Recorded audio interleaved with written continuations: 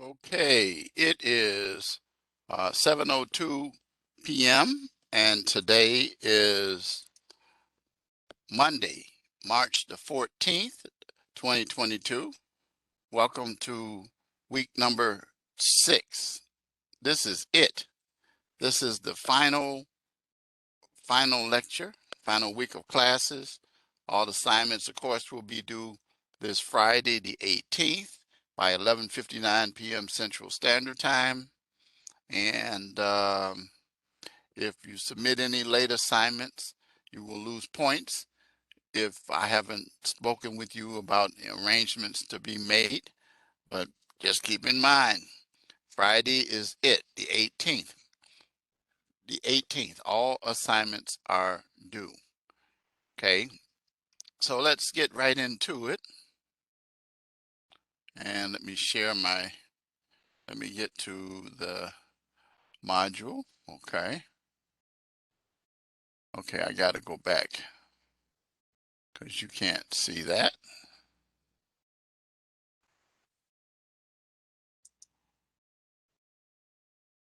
Okay,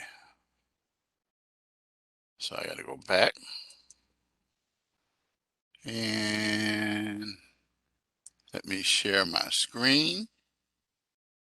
Go to this. Okay, now you can see it. So as you can see, go with the calendar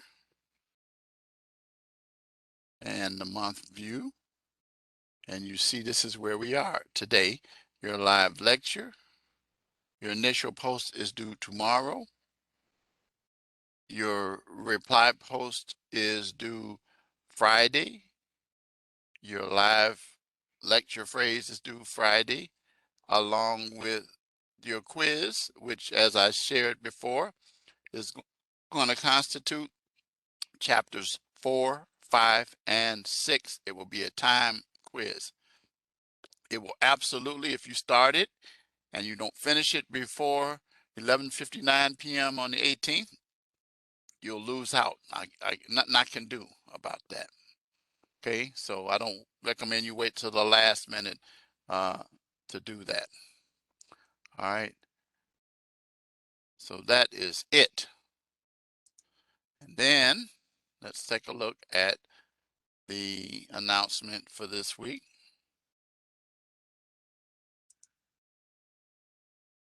Defenses to criminal liability. We'll cover that. Chapter 10, I provided you the PowerPoint for that.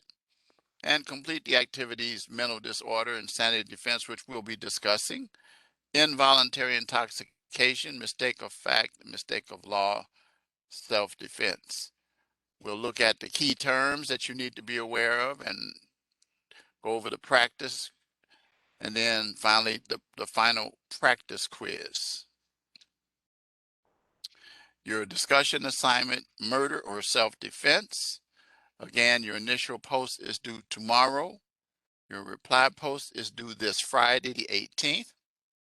Finally, the quiz, which is time, which constitutes chapters 4, 5, and 6, will be timed. And I showed you how to prepare for that each week. I'll mention it again tonight. That will be due by 11:59 p.m. Friday, the 18th. And this is your reminder again that the term officially ends at 11:59 p.m. Friday, the 18th. Take time to complete the student evaluations you received in your email. Okay. So let's get into the module itself. Your discussion assignment. So you use this fact pattern. And then for your initial post, the question is, will the clerk be able to justify self-defense? Explain why or why not. Identify self-defense statute in your state or another state. Identify that state, of course, and explain why the elements of self-defense have or have not been met. And then a reply post, take another student's response. Okay, make sure you do that.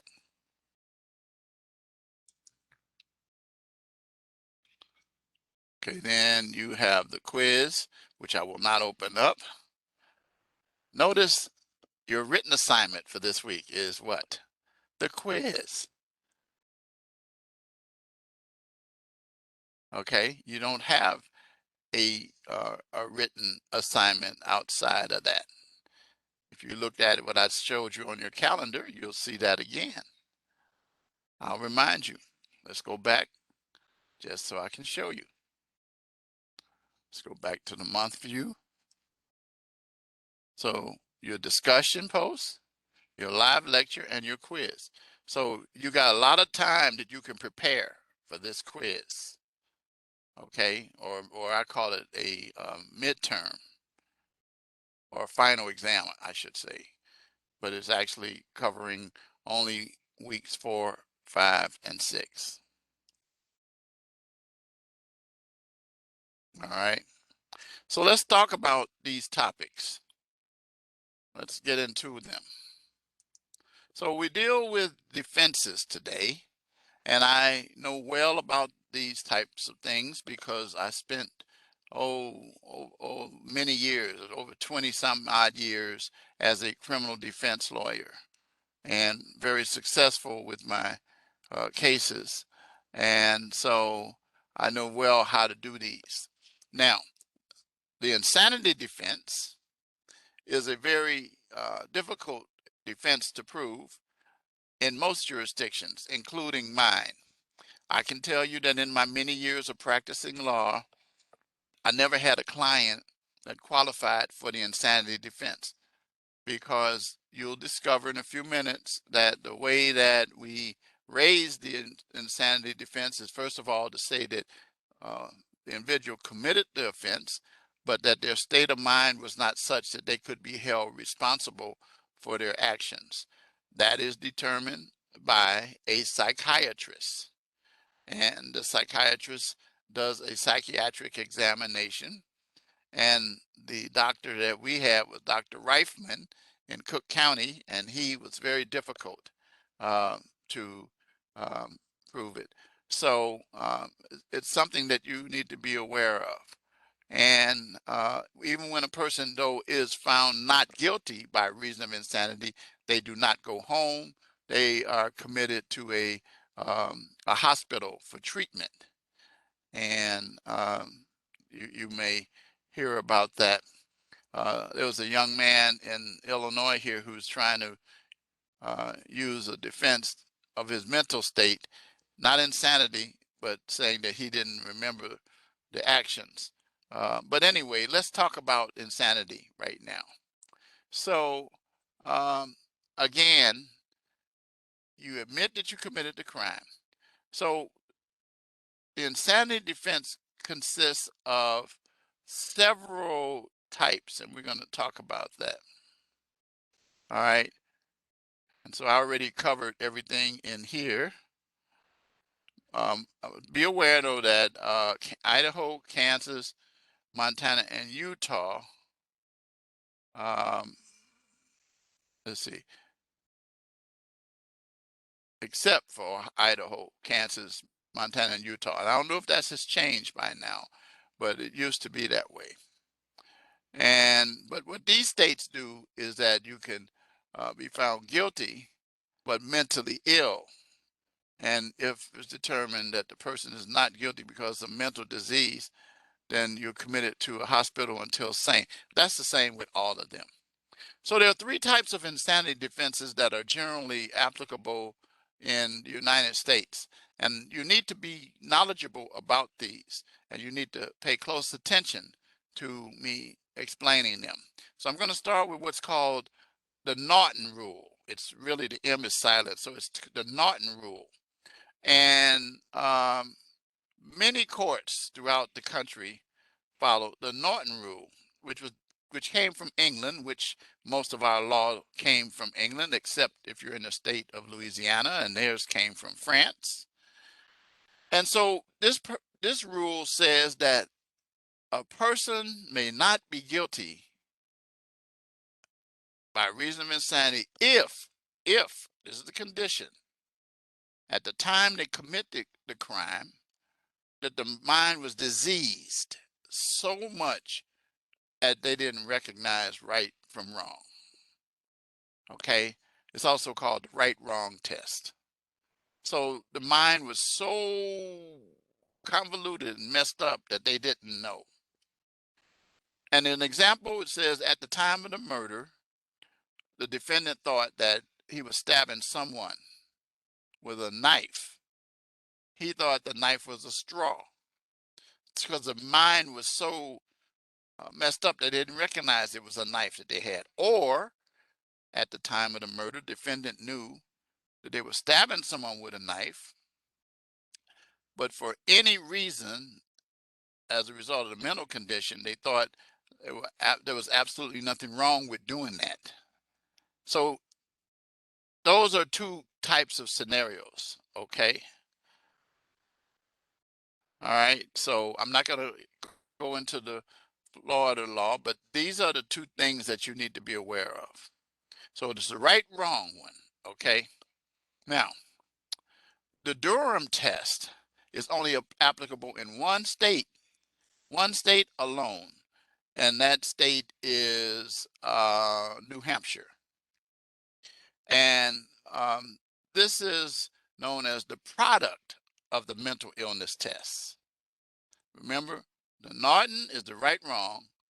The Durham is based upon a case, United States, Durham versus United States, which felt that the right, wrong statute was too broad. And so mental illness, it said, was more complex than right or wrong, and that action should be the product of mental illness. Therefore, the Durham test is considered as more liberal than the Norton and stretches the intellectual question to very simply this: did the defendant know the difference between right and wrong that is expressed in Norton? So it sounds like almost the same, but it stretches the intellectual question more than did the individual know right from wrong. But you don't have to really worry too much about that unless you're in New Hampshire. All right. So it's a mental disease or defect in the mind. I know it sounds the same, but trust me, it's different. The last one is what we call the substantial capacity. This came out of a statute called the Model Penal Code.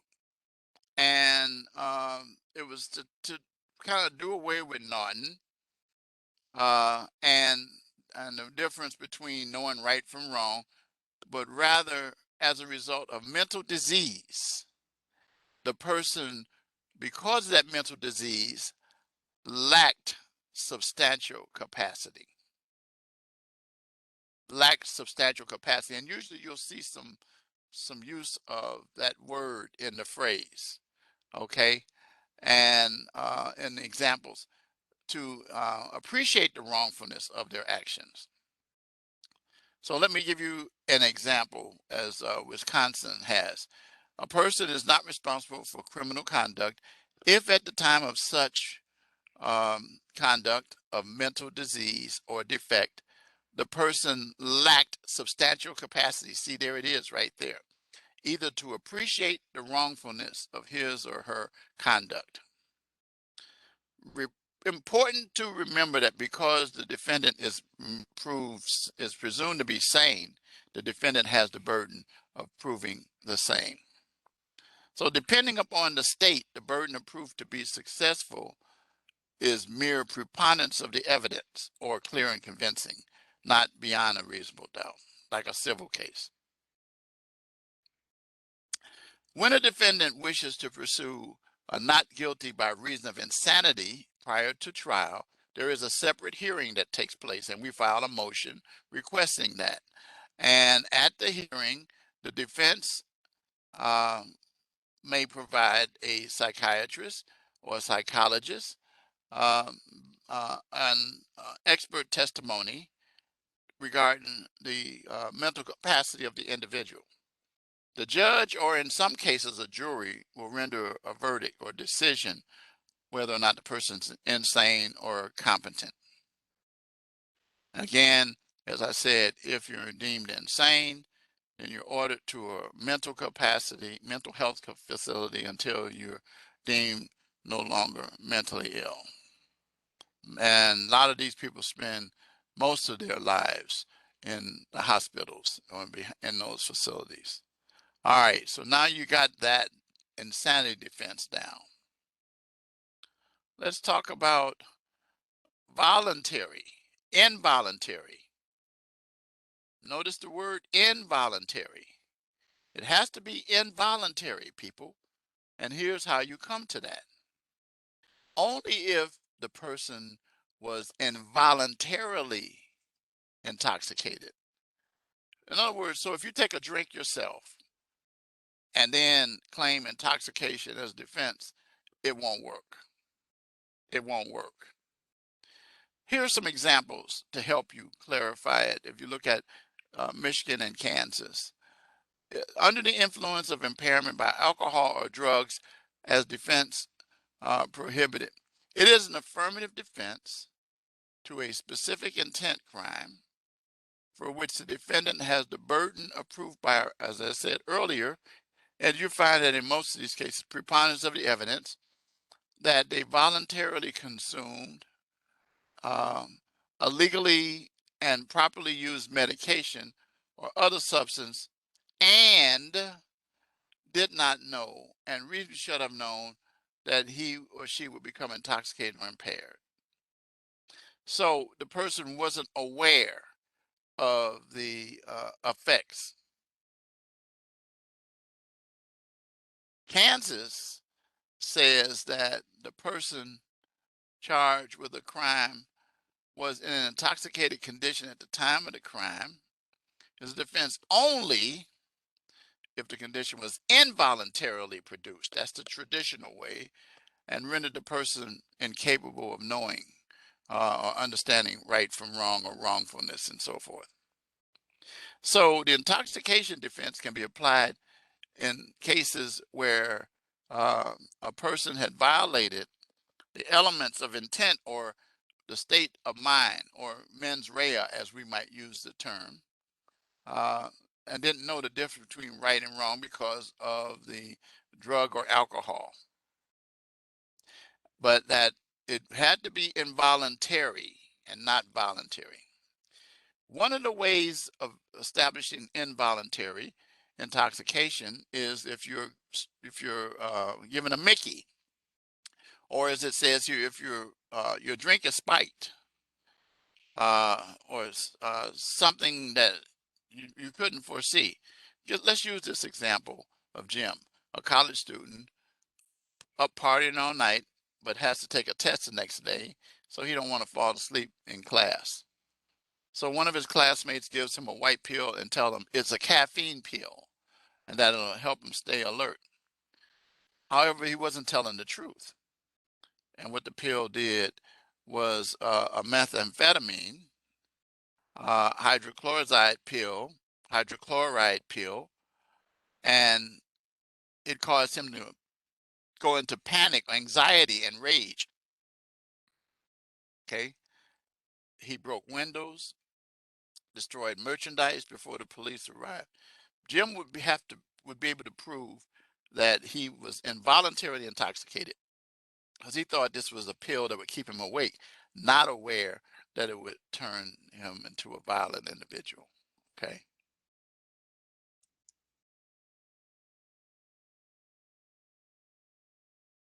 Mistake of fact and mistake of law.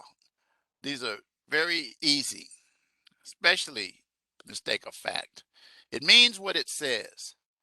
When a person misunderstood some fact that negated an element of the crime. Ignorance of the law is no excuse is not what we're talking about. Okay?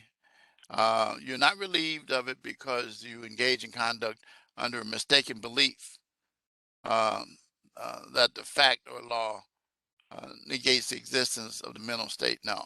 Under Missouri law, Like other mistake of fact statutes, the defense can be claimed if the person uh, is related to an element of the law, if the mistaken action is related to the element of the law in question.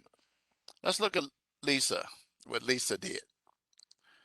Lisa purchased home goods in including a mower, push mower, and she put it at the bottom of the cart. And while paying for everything, she was distracted by her cell phone and paid the clerk for all the items. And then she leaves the store. She stopped in the parking lot by the loss prevention officer, who says she didn't pay for the lawnmower. Well, the loss prevention officer then would call, if he called the police, which would be crazy, that she left the store with the item with theft.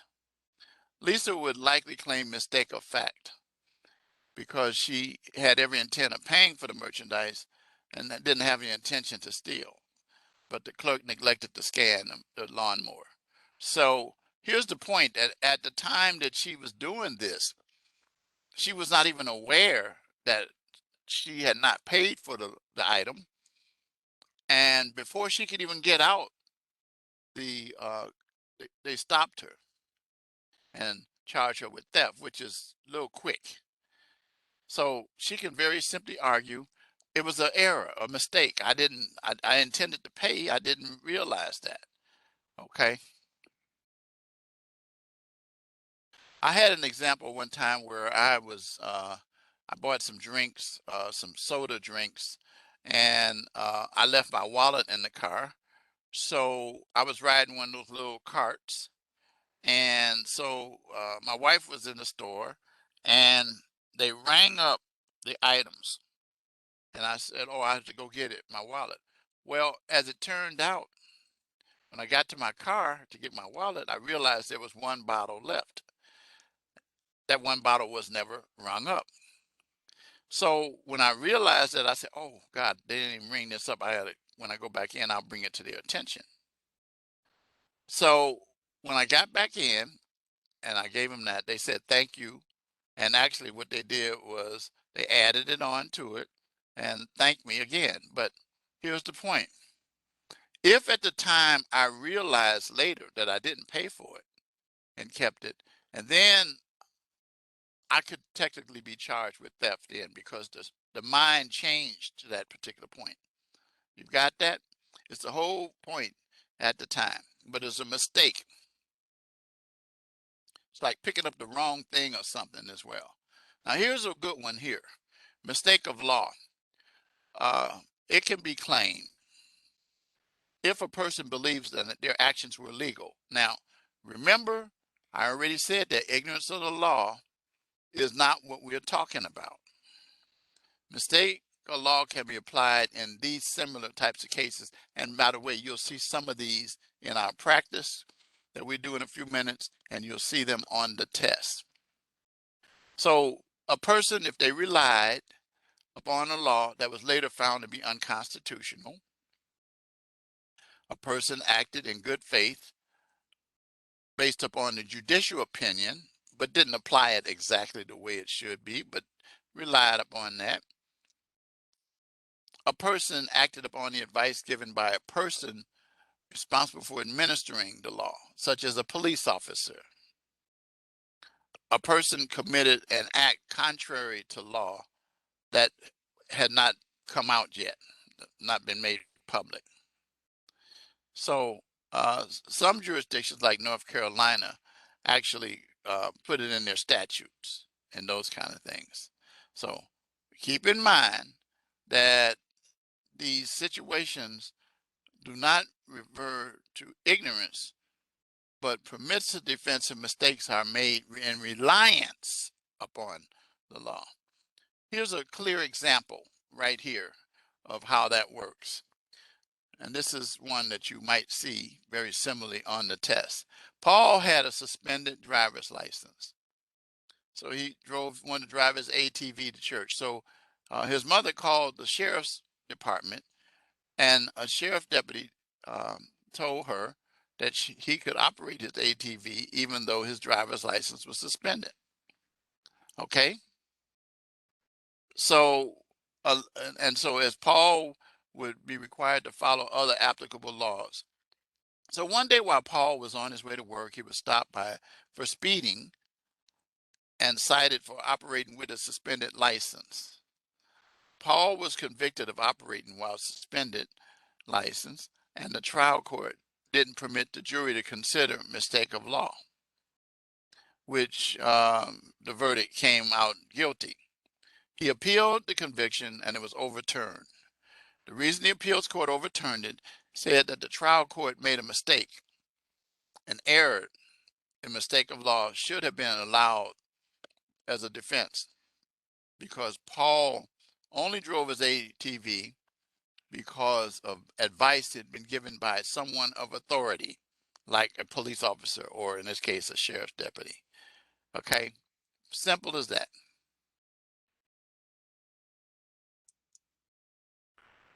So now let's conclude with dealing with self-defense. So self-defense is a presumption that an individual commits a crime by using lawful force. It presumes that the force used is justified, and the burden is on the proof of the person who alleges that. I represented many individuals using self-defense. In fact, my first case I won, a double murder case, was based upon self-defense. An unlawful inference can include being pushed, shoved, kicked, grabbed, and strangled. The amount of force, though, used will likely be appropriate if it stops the interference, but doesn't go beyond that. In other words, once the individual interference is stopped, the force must also stop. So let's say, for example, someone hits you with their fist. You should not shoot them or stab them because that's unnecessary. That goes beyond. So let's look at this. Let's look at this scenario here. Bob is walking on a sidewalk with his girlfriend, and they're approached by a drunk man who punches Bob in the face. And Bob attempts to avoid the conflict and tells the man, just keep walking. The man then shoves Bob and draws his fist back at him. Bob punches the man in the face and he falls on the ground.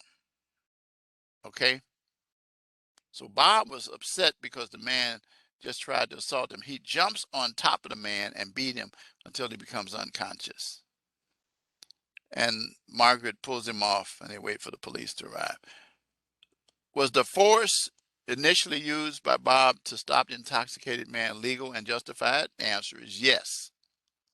But after that, when he went on top of the man and beat him, he went too far and it was no longer justifiable. My statute here in our state, Illinois, says justifiable use of force can help us to deal with these questions. A person is justified in the use of force against and when, to the extent they reasonably believe that the conduct is necessary to defend themselves or another, okay, such as using imminent use of unlawful force against them. However, you are justified in use of force which is intended to cause death or great bodily harm only if you reasonably believe that the force is necessary to prevent imminent death or great bodily harm to yourself or to another, or the commission of a forcible felony. You got that? So Bob's initial use of force, as I said earlier, was justified, but he committed great bodily harm when he beat the man into unconsciousness. All right. Now, we also have the stand your ground. Most states don't require a person to retreat or try to retreat. This is known as stand your ground. And the case that became famous for that is the Trayvon Martin case. So it doesn't require a person to retreat, presuming they were not engaged in unlawful activity and have the right to be where they were before using force to stop unlawful interference. Therefore, individuals cannot assert stand your ground if they are committing a crime and they are attacked. Okay? Some states will not permit self-defense in instances where the person attacked could have avoided using force, which is known as a duty to retreat. So, okay. Two last things we will talk about. Well, actually three. One is the castle doctrine. That means you can defend your residence, your home, your business, and you can use deadly force. And it don't require the person within the dwelling to retreat, but all it simply means is that you can use deadly force if necessary. Therefore, the mere fact that the intrusion took place while the protected area was occupied, just allows deadly force. That's it. That's it. That's it. All this other stuff that you see in here is actually just basically saying that.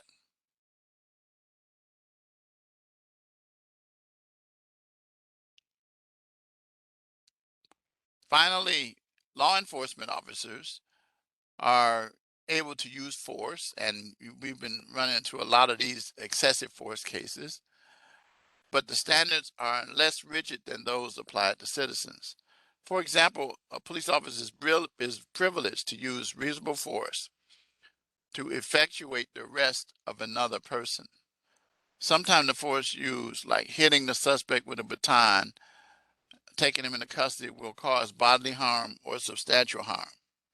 Just so the force is reasonable to make the arrest, the officer will not be charged with battery. In contrast, similar force applied by a citizen would be considered as battery. So when a police officer uses force, there generally is a review, an oversight panel that looks at determine whether it's excessive force. Of course, deadly force is the most highly scrutinized, and it should be because the death of another person is the result. Thankfully, the use of deadly force is rare. I don't know about that now. It's happening more. And police officers show great restraint. And you can take a look at this article. But you're familiar with the George Floyd case. That was excessive force. The knee to the neck. It is also was determined to be excessive force in the Laquan McDonald case, where the police officer, Jason Van Dyke, shot that young man 16 times. 16 times. And he was found guilty of violating the law in an excessive force case. And there are excessive force cases that exist constantly, where the police officer take steps to arrest someone and goes beyond protecting themselves or someone else, or at least subduing the individual, they still continue to use force. So you can take a look at these articles and you'll be able to see. Okay. And that is it. That is it. So let's take a look at the key terms. And we talk about affirmative defense. You need to know what that is. Excuse defense, we talked about each of these. The Norton rule, the Durham rule of substantial capacity, intoxication, preponderance of the evidence, mistake of fact, law, self-defense. We covered every, the battered woman syndrome, we skipped over that. When in a domestic violence case demonstrates a pattern of abuse that justified the action, such as killing the abuser to prevent further harm. And then we talked about the castle doctrine. Okay, let's go back. and do it self-defense. Let's hit the battered women. So the battered women syndrome is when a domestic violence battery is committed against an individual so constantly to the point that they receive, develop a state of mind to believe that they would be attacked whenever certain circumstances arise. And it's claimed in instances where domestic abuse has been a regular thing with that individual. For example, Diane, as it says here, has been physically abused and battered many times by Jim during their 10-year marriage. Each time he's drunk, and then when she's battered, the worst, been knocked and choked unconscious before. So one night, Jim comes home drunk, and they begin to argue over Jim's drinking problem. Jim begins to escalate. Diane, fearful that she will be battered again, shoots Jim. Diane is likely to argue self-defense, dealing with the battered women syndrome. You should be aware that you have to be careful with this, that you don't try to use it like I know someone who found themselves in a situation where they waited for their mate to go to sleep and then shot them. That's different. That's different. You can't do that. That turns into manslaughter or murder. Okay. So I wanted to take time to do that one. So let's do some practice for a minute.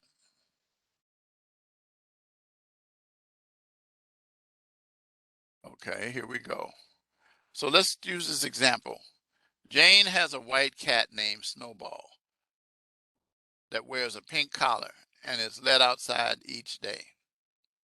One day the cat does not return. A few days later, while looking for her cat, she finds Snowball and brings her home. However, later that day, she realizes that the pink collar has a tag with the name Princess on it. She contacts the police, but fears that she will be arrested for theft. So this is a mistake of fact because she thought it was her cat. She reasonably believed that was her cat.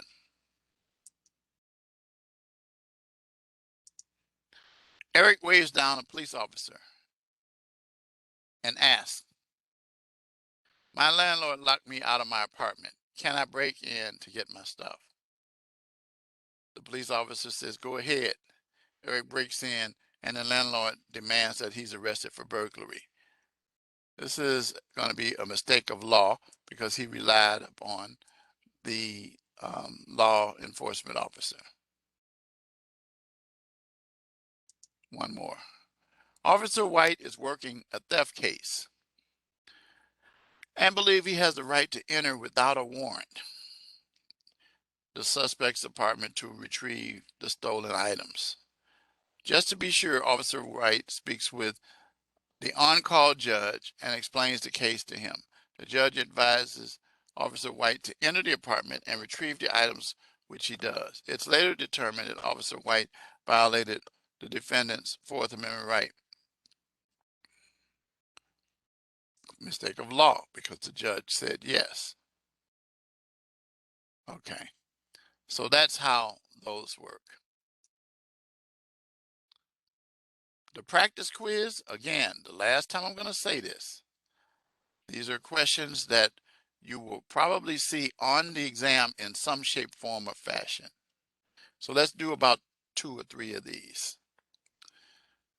You're defending a case where the defendant is accused of killing his girlfriend during a schizophrenic episode and believed he had to kill his girlfriend because uh, um, believed he had to kill his friend because he was the devil. So defending a case where the defendant, Derek, is accused of killing his friend, not girlfriend, during a schizophrenic episode, and he believed that his friend was the devil. You don't believe that Derek knew the difference between right and wrong at that time. The rule of test most applicable in this case because it tells you right there, remember what I said, which one is the right wrong. Here it is right there. So tells you right there. David is hanging out with his friends at a local bar. Someone places an unknown liquid in his drinks, which causes him to go crazy, strip off his clothes, throw objects. David's arrested, transported to a local hospital. The next day, David has no recollection. What is the defense David will claim?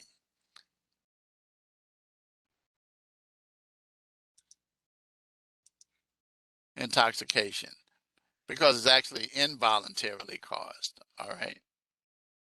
Got to be involuntarily caused. What level of proof must be met in order to successfully prove an intoxication case? Probable cause, reasonable suspicion, preponderance of the evidence. These two are standards for determining arrests or warrants. This is a basis for the stop and frisk. So these two are out. So it's either reasonable doubt or preponderance of the evidence. How about this one? 51% certain. Okay, so I'm going to be done with that. So those are the ones that you want to consider. All right. So let's get out of this. Stop sharing. So the key phrase I want to give you is self-defense. That's it. Give me self-defense for your points for your final week. Well, it's been a pleasure. Been a quick 5.5 weeks. I hope you've learned a little bit. This is just a introduction to it. Takes many years of studying to really master this stuff. But I've attempted to give you a working knowledge, and I hope that you appreciate my efforts. I tried to make sure that you focused on what's in the module and the rubrics for your written assignments, because you don't have any written assignments this week. So I wish you the best. I hope to see some of you in some of my other classes. Feel free to reach out to me if I can do anything further for you. And enjoy your break of the next couple of weeks. Good night.